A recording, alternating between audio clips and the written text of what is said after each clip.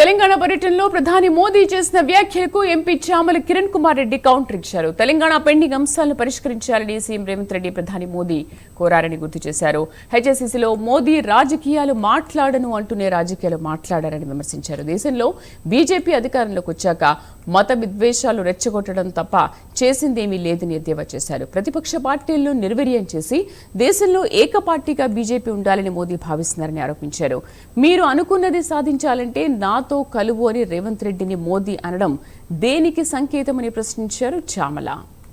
నిన్న జరిగినటువంటి సభలో ప్రధానమంత్రి గారిని రేవంత్ రెడ్డి గారు తెలంగాణకు సంబంధించినటువంటి పెండింగ్ అంశాలన్నింటినీ కూడా పరిష్కరించాలని, ఎందుకంటే రేవంత్ రెడ్డి గారు ఎప్పటి నుంచి అయితే ముఖ్యమంత్రి అయ్యారో అప్పటి నుంచి 2.5 సంవత్సరాలుగా పలుమార్లు ప్రధానమంత్రిని మంత్రుల్ని కలిసి తెలంగాణ అభివృద్ధి కోసం సహకరించాలని కోరడం జరిగింది.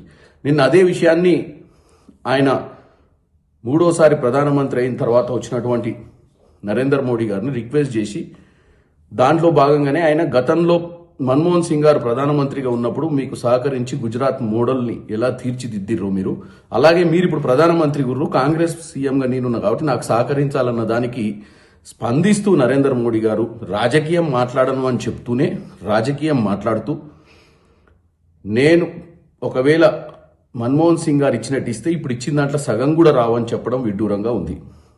భారత్